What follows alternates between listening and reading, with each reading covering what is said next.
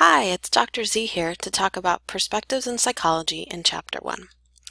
By the end of this video, you'll be able to describe the 7 perspectives of psychology and apply one or more of the perspectives to the case study of Pat for discussion board number 1. So let's get started. These are the 7 modern perspectives in psychology. We'll get started with the first one, behavioral. The 2 individuals that you should really associate with behavioralism is John B. Watson and B. F. Skinner. The B stands for behavior. No, just kidding, but it's a handy way to remember that these 2 individuals have to do with behaviorism. So let's talk about Watson. Watson was tired with structuralism and functionalism. He wanted psychology to be more scientific, and this wanted it to focus on what was observable and measurable, like behavior. And so behavioral perspective focuses on the study of behavior that's objective, and as well as the role in the environment. From a behavioral perspective, it is the environment that dictates behavior. So whatever's going on in a person's environment will influence their behavior. From that perspective, we go to psychoanalytic. And from psychoanalytic, you need to associate Sigmund Freud and psychoanalysis. Your textbook shared that Sigmund Freud was not a psychologist. He was a medical doctor, a neurologist in fact, who specializes in disorders of the nervous system. His patients suffered from nervous disorders that had no physical cause. Thus he explored whether the cause must be in the mind. In this case, he believed the unconscious is the primary focus. This photo here is of an iceberg. In an iceberg, only 10% of its volume is above the water. The remaining 90% is hidden underwater in the dark, deep recesses of the sea. And that is your mind. We only get to see 10% of your mind. The remaining 90% is hidden deep, dark inside. And he believed those are the unconscious repressed urges that we have, that we hide from other people. He also felt that the role of early childhood experiences really dictate who we become as adults. From the ages of 0 to 5 or 0 to 6 years old, whatever happens during these ages dictates who you'll become as an adult, no matter what happens as you become an adult. So from a psychoanalytic perspective, he focuses on the unconscious and the role of early childhood experiences. From psychoanalytic, we go to humanist. Humanistic psychology went beyond psychoanalytic and felt, you know what? There's more to just limiting ourselves to what happened between 0 and 6 years old. So Abraham Maslow and Carl Rogers are the 2 names you should associate with humanistic.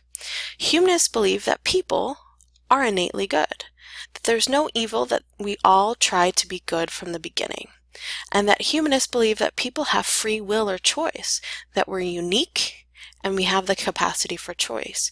There's no 2 people out there, even twins aren't alike, and so therefore you choose, you have the free will to do what you want.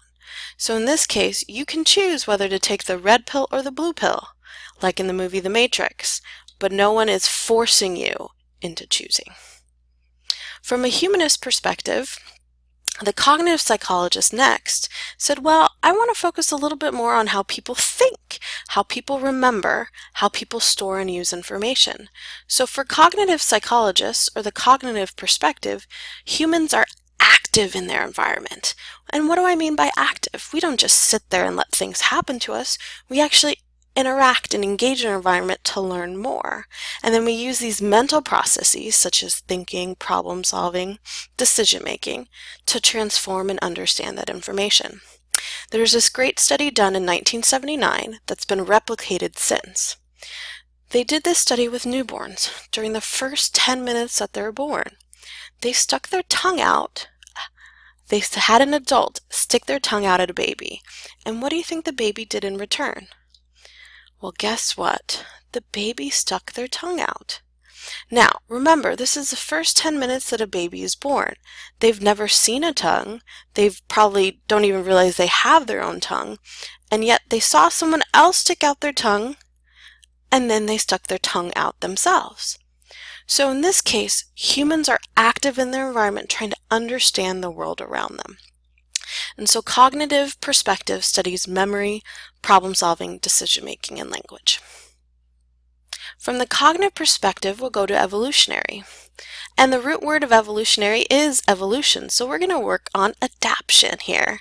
How human behaviors required for survival have adapted in the face of environmental pressures and evolution. And because it's evolutionary, it is influenced by the work of Darwin. Now, what do I mean by human behaviors required for survival? Well, let's think. Why do we run away from something scary? Well, we run away from something scary to live. So if the first caveman or cavewoman didn't run away from that saber-toothed tiger to survive, guess what? We wouldn't know to be scared because that person died. So there's so many different things that our behaviors are adapted to, and we've just continued to do them over and over again. Our second to last one is biopsychological. In biopsychological, we're talking about bio or biology. We're studying the biological basis of behavior and mental processes. So what does that mean? That means we're focusing on hormones, heredity like your genes, and brain chemicals like neurotransmitters. And what we're really looking at is how those hormones and chemicals impact your functions like eating and emotions. So for example, what do you eat when you're feeling sad or depressed? If you think about it for a minute, you're probably thinking about sweets, chocolate, chips, and fries. Well, guess what? Our body craves food that makes us feel better, right? And those better foods, I'm not saying that desserts is better, but I'm saying these foods have chemicals, specifically neurotransmitters that we'll talk about in Chapter 2, that our body is craving and are missing to create stability. And then our last one is sociocultural. If you break down sociocultural, we're talking about society and culture. So the importance of our social and cultural influences on our behavior, and most importantly, how we then interpret others' behaviors. For example, my family growing up, our conversations always were very orderly, we take turns, and we apologize for interrupting. Well, my spouse's family, not so much. They interrupt each other all the time, they raise their voices, and the loudest always wins. So knowing that, how do you think my first visit to his family was for dinner? Needless to say, it was awkward. I was confused. I'm like, what the heck is going on? Likewise, let's take a step back. What do you think my spouse's first visit to my family was for dinner? Guess what? Equally awkward. This is weird. What are they doing? They're not interrupting each other. So it's important to understand the cultural influence for interpretation, because we often interpret others' behaviors, when different from ours, as abnormal, when in reality, guess what? That abnormal behavior is normal for them. So that's our 7 perspectives. So let's wrap it up by bringing it back to discussion board number 1 with case study of Pat. You'll be assigned one psychological perspective, and you'll put yourself in the role of the psychologist from that perspective. Pat is a freshman at your college. Pat has been drinking a lot lately. There is some concern that Pat may be an alcoholic. Your job is to generate a fictional scenario about a paragraph long from the point of view of your assigned perspective. You can get creative. Give me fictional age, gender, race, childhood history, whatever other information about Pat, and then offer a possible explanation for Pat's drinking issue. You're going to try to explain Pat's behavior from your perspective alone, without using the other perspectives. There are no right or wrong answers. I look forward to reading your discussion board.